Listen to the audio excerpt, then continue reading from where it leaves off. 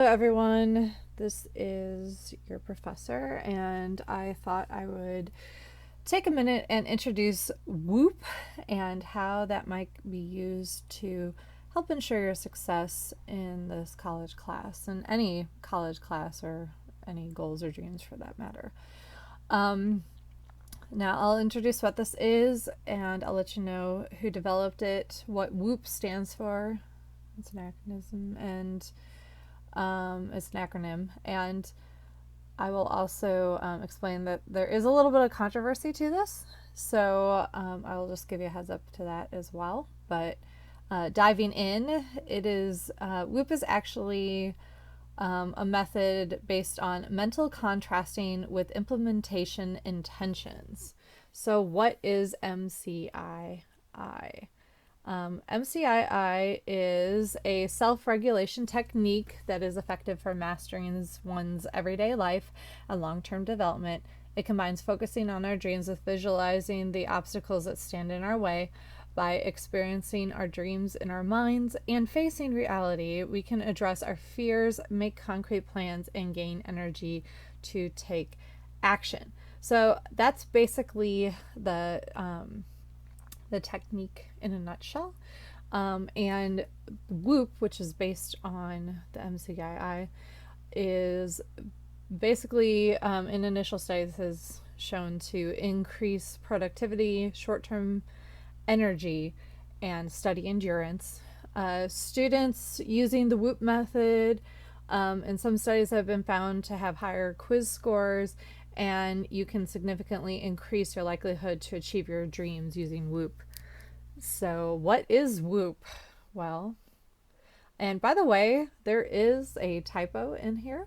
So, if you can identify the typo and leave it in the comments, you'll get extra brownie points with me. But you have to find it on your own. Okay, so what is WOOP? WOOP is a wish outcome obstacle plan. So the first stage is setting an achievable but challenging goal. So it needs to be a goal that is going to take a little bit of effort to do, but it needs to be something achievable. So a wish for a college student might be to finish your essay for a professor a week early so that you can give yourself extra time to go to the writing center or have some time to review and edit. That could be a wish. If the idea of finishing a college paper is a bit too big and you need to back it up a little bit, maybe your wish might be to write one page by the end of the day. And if you have anxiety about that, you might be write one paragraph at the end of 30 minutes. So it is whatever it is that you want it to be, but it has to be achievable. You cannot wish to win the lottery and then use WOOP to get there, because honestly, that's beyond any of our control. So something that you can achieve. Outcome, you need to visualize the positive outcome in detail. So this does a couple of things. When you really think about concretely what the outcome is going to be, what it's going to feel like, what it's going to look like, this actually helps your brain to set that so that you're kind of just either consciously or unconsciously making decisions and affecting your behavior so that you can bring about that outcome. So this step is actually very important. It might sound a little new age, but really giving yourself time to think about if you are focusing on an essay, what is that essay going to look like? If you're focusing on writing a page, what's that page going to look like? How many paragraphs? What page number are you on? How does it feel to have that done? Even if you're doing something just reading, reading for a solid 15 minutes and taking notes, what are the notes going to look like? What's the desk going to look like? Where are you going to achieve this goal? The more detail, basically, that you can think of and have yourself going toward, the higher the likelihood is that you're going to make decisions to make that happen. So do think about it. Think about the time, the place, what it feels like, what it looks like. All of that will come into play. So the obstacle is identifying your internal obstacle, keeping you from your goal, and that's the key. Is it has to be internal, something inside of you. So if your goal is to get to the library to study, but you don't have a car, WOOP is not going to be a method that's going to easily help you get a car and get to the library. Instead, you have to think about what's inside yourself. So if you have a hard time studying, what is it inside yourself that prevents you from starting that? Are you addicted to television or multimedia? Do you feel like you're compelled to check your phone every 5 seconds? And that's why that kind of internal compulsion to do that, is that keeping you from sitting down and really reading a textbook for 15 minutes? Do you have anxiety around writing? Do you kind of freeze up when you sit down and look at a blank page? Do you have any fears of failure, or do you have issues with self-confidence, or maybe you just have a built-up narrative somewhere inside you that writing is supposed to be hard, or that reading is boring, or some kind of thing. So it needs to be something that you can identify within yourself, and something that is preventing you from going from just sitting here to actually doing the thing that you need to do in order to achieve that outcome. And then the plan is creating an if-then mental contrasting. So basically, when you identify an obstacle, let's say it has to do with having this internal narrative going on about how reading is boring, okay? And that's the thing that just keeps you from sitting down and reading and going through a text without making yourself get distracted or frustrated. So when you have that happen, you make a plan.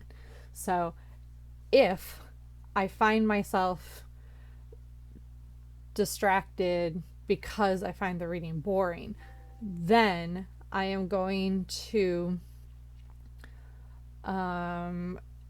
ask a question or two in the margins to keep myself interested. Maybe the obstacle is anxiety. If I freeze up when looking at a blank page, then I will write one sentence of anything that comes to mind. Or then I will take a deep breath and do a yoga pose or a power pose or something like that. Whatever it is that you know that you can do to get yourself over that obstacle, get past it. And the plan is really important too, because it creates a construct in your own mind that consciously and subconsciously you're going to be training yourself to follow. So when you identify that obstacle pop up, the anxiety or the fear of failure, or the habitual desire or drive to check your text messages every few minutes. Once you identify that, then your plan, you'll feel compelled to kick that plan into place. So maybe it's turning off your phone, or maybe it's setting a timer so that you give yourself 5 minutes of text time after 30 minutes of study. So whatever that plan is going to be, you need to set it. I'm going to slaughter this poor woman's name. Dr. Gabriele Oettingen is a professor of psychology at New York University and the University of Hamburg. She's very well distinguished in the field. She's distinguished in the field, and she has an excellent publication record. So you can look her up. I do believe she has her own site where she talks about WOOP. But I've put the references where I got this information from down here. And then in the description in the video, I also have a link to a Hidden Brain podcast where they talk about WOOP, and you can get some more information there. Okay, so we are going to WOOP it up right now.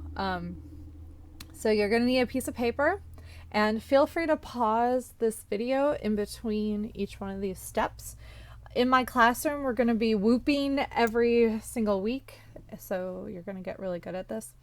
So first of all, make your wish. Pick something that you would like to achieve or have in your life. If you're using this for class, think of something that you want to achieve in this class. You can also think of something that you want to achieve this week or maybe even this day. It has to be specific. So don't just say, I'm going to get an A plus paper. Instead, really identify like what that means to have an A plus paper. It's very, very hard to get A pluses in college, but what you can do is maybe you can set a goal to write your paper with the grading rubric next to you. And then that could be an achievable goal. Or maybe you can, like I said, try to get a draft done early so that you have time to work on it and meet with your professor or the writing center or the Center for Student Success or something like that. So right now, it needs to be specific and reasonable within the realm of possibility, but it's got to be something that you work towards. So unless you have some kind of narrative or anxiety about turning on your computer to start working, maybe turning on your computer is just too easy, or waking up in the morning might be too easy. Maybe you need to set a more specific goal. Every day I will get up at 7 a.m. and start working. So go ahead, write down the wish, be specific, something achievable. Pause the video here if you need to.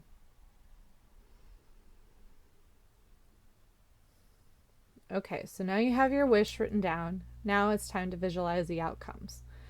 Think about how you want this fulfilled wish to look. Envision the outcome in detail and consider what the best possible outcome would be. Remember to keep the outcome realistic, but also very positive.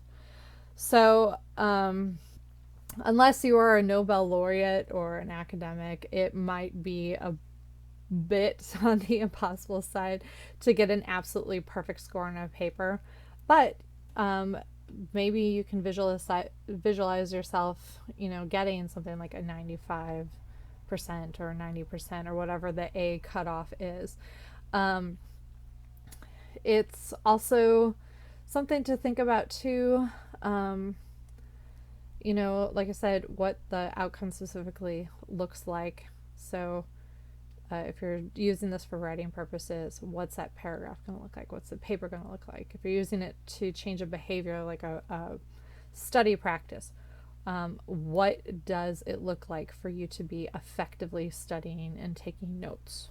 Where is it going to be? What is around you? What does the finished product look like? Go ahead and take some time and really visualize that. If you want to, you can also write it out or draw a picture. But go ahead and pause this so that you can figure out the outcomes. So now that you have a really good concrete picture in your head of what this is going to look like, it's time to do some soul searching. Identify your inner obstacles. So honestly, be honest with yourself. Honestly ask yourself, what is it in me that stands in my way? Let go of any excuses that focus on external factors and focus on what is within yourself that prevents you from achieving your goals. And this is really, really important.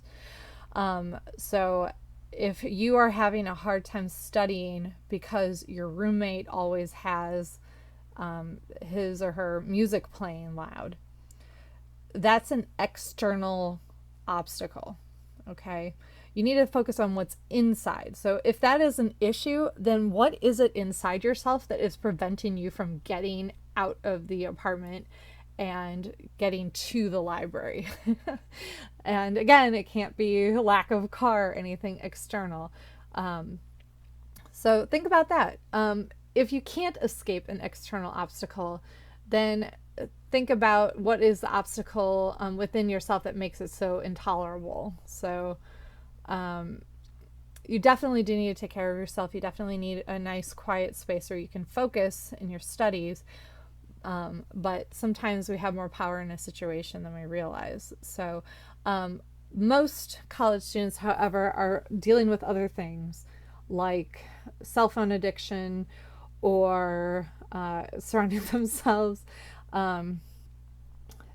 with friends that make that maybe internally they feel like they absolutely should be impressing other people or worried about what their friends think. And because of that, this internal drive to maybe appear cooler or to appear, more socially suave and things like that, that they might be making decisions that they shouldn't, that they are making decisions to go out and party or go out to eat or is doing something that isn't studying. So that type of behavior is based on internally what's going on. So are you addicted to technology? Are you addicted to Netflix? Do you need to have your roommate change your password for the week until you can get everything done? Do you have anxiety about writing? A lot of people do. And if that is an internal obstacle, be sure to write that down. Or fear, or rejection, or lacking confidence, any of those things. Write down those obstacles right now. Go ahead and pause the video if you need to. Okay, so once you've identified the obstacle or the obstacles, you need to make a plan. So think about each of your inner obstacles and think of what you will do when the obstacle comes up. And this is very, very important, and you have to set it up as an if-then statement. If you begin to lose courage, then what will you say or do to overcome the fear? If you are afraid of failure, then what will you do when this fear comes up? So make a plan, put it into practice, remind yourself of your if-then statements, and follow through to fulfill your wish. It's, again, setting your brain up to know exactly what to do when these obstacles come up. So think about that. Go ahead and write all those down. Pause the video if you need to.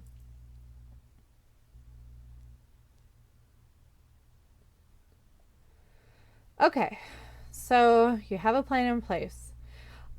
Just to remind you that the obstacles and goals and wishes and stuff might shift depending on what you find. So maybe in your soul searching you just found an obstacle that is huge and based on some kind of trauma or some kind of story you've been telling yourself about you as a student or you as a writer, and it's going to take a lot more than one little thing to overcome that. If that's the case, you might have to go back and shift the wish to make it even smaller.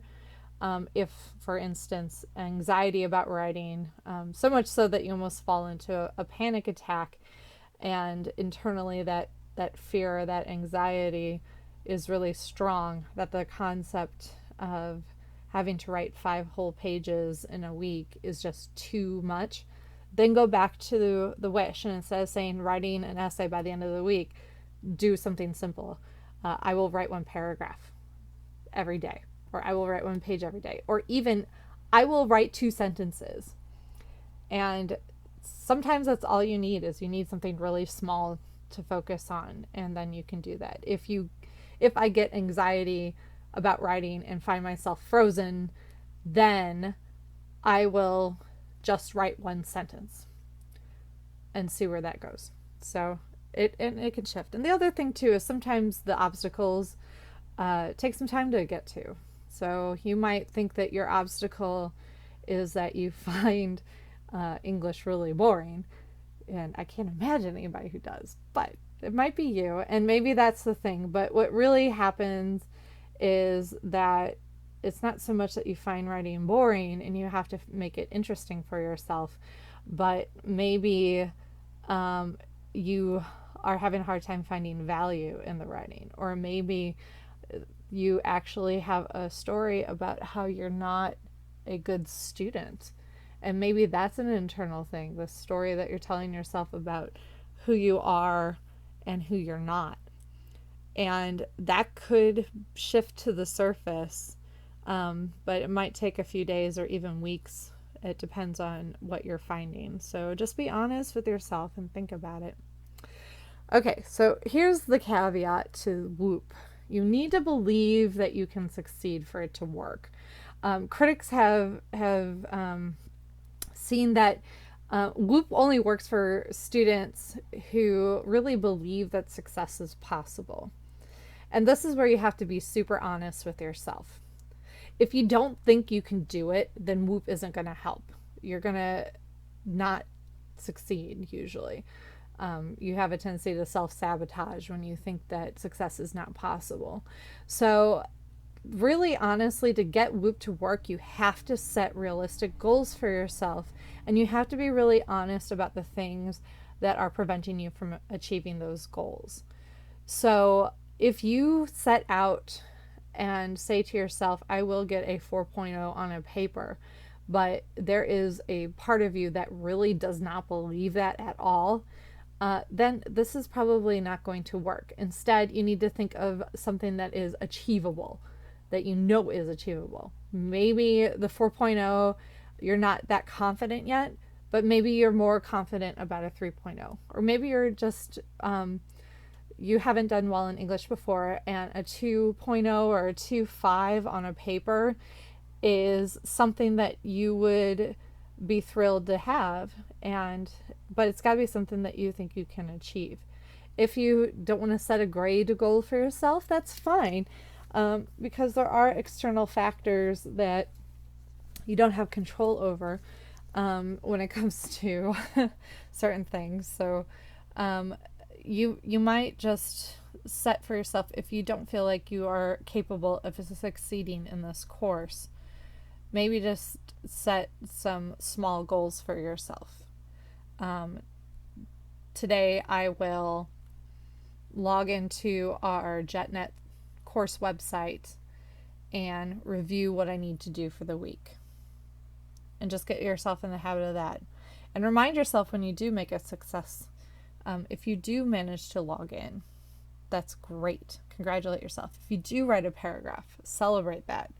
Allow yourself to fall into that outcome and really feel how awesome it feels to achieve something.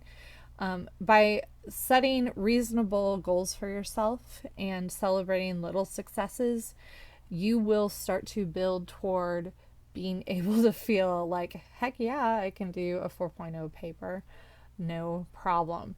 So just be aware that that is a caveat, that you have to be really honest, and you have to be honest about your obstacles. So if you can't think of what the obstacle is off the top of your head, take a day or two to think about it and be honest with yourself. You know, is there a part of you that do you have opinions about people who do well in school? Are they geeks and dweebs, and you sincerely do not want to be considered one of those? Is that what's keeping you away from this? Have you been told, or have you told yourself, that you're not a good writer? Are you, think about all of the things that might be really hard for you to think about. Sometimes these things can go all the way back to childhood or a bad experience with a teacher. But we all have stories that we tell about ourselves. And these kind of internal stories, they can be changed, and they can also be, you can also learn to coexist with them in a way that they don't act as obstructions to what you want to get done in life. So anyway, I wish you the best of luck. I am around if you need me. If you have any questions, you can just feel free to let me know. And kudos if you found the typo on this thing. I will be mucho impressed if you write that in the comments below. So everybody have a great day. Don't forget to WOOP.